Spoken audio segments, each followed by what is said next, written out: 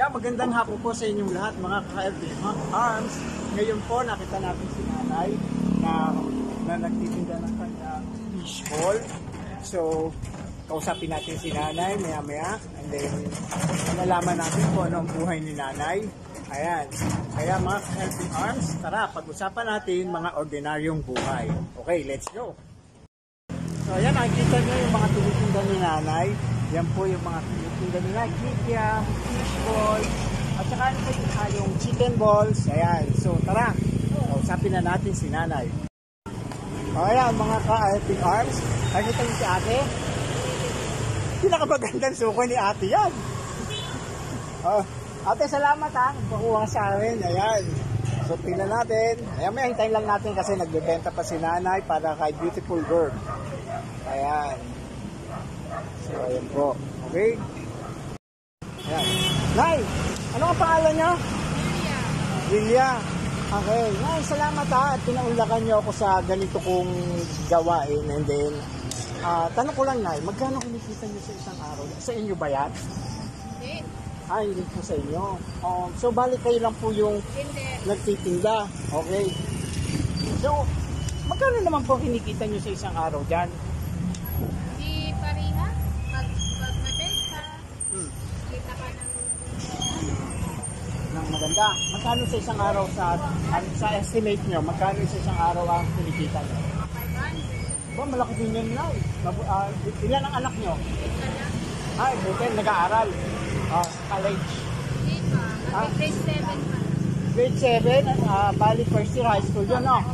Oo. Ang asawa niyo po, ano yung ano ng asawa niyo? Wala na ako. Single parent na lang kayo. Kayo na lang. Parent na lang ako. Kayo na lang yung bumubuhay sa anak nyo. Okay.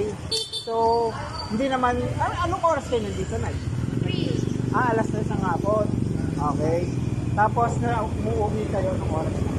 Pag mga alas 6 media, nasa nakapagpalit. Sa palengke dito, sa okay. So, wait lang. So mga ka-helping arms, nakita nyo, si nanay nagsasagang magtinda talaga ng fishball, kikiam, and chicken ball, minsan may squid ball. So, nakakabilib yung mga ganitong magulang, no? Kasi sa kabila ng pagiging single parent, nakukuha nilang suportahan talaga yung kanilang anak, mapag-aralan yung kanilang mga anak, yung kanilang anak, kasi isa lang naman ang anak ni nanay. So, sa ganitong trabaho niya kinukuha yung pagpapaaral sa kanyang anak. So, nakakabilib si nanay kasi hindi na inisip ang init ng araw dito, wala man lang kubong si nanay.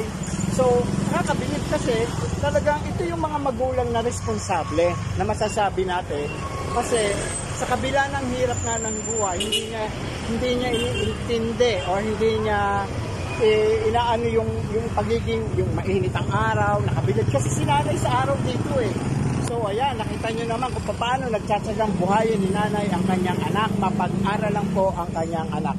Sana, Nay, yung pangarap niyo yung pangarap ng anak nyo at pangarap ng anak mo matupad para at least naman kahit paano, diba, makaahon kayo kahit sa konting ginhawa lang ng buhay. May huwag naman tayo mangarap na agad ng malaki, di ba, no? Siyempre, unti-unti lang yan. So, ayan. So, Nay, maraming salamat po at pinangulakan niyo ako sa at sa ganitong gawain ko. Anyway, sandali lang po Anyway, nagpapasalamat po pala ako sa nag-sponsor sa akin sa ganito kong gawain kay Miss Marilyn De Leon ng Vienna, Austria. Miss Marilyn De Leon, maraming salamat sa pagsuporta mo or sa sponsorship mo para magawa ko yung mga gawain ito. Saludo ko sa iyo, ma'am, at kay madam, eto, kasi nag-sponsor naman sa akin. Ayan. So, ito po yung sponsorship galing kay Miss Ma'am Marilyn De Leon ng Vienna, Austria. Maraming salamat, ma'am. Ma'am. So, sana po makatulong ng konti yan. At ayun. Okay. Salamat lang, Okay. Ayan. Mga ka-helping arms, maraming salamat po. At sana po supportahan nyo ang channel na to para naman po magawa natin ang mga dapat natin. Sabi ko nga sa inyo, ang channel to ay ang main purpose is makatulong sa mga taong kahit konting tulong matulungan natin. Bye-bye po and God bless.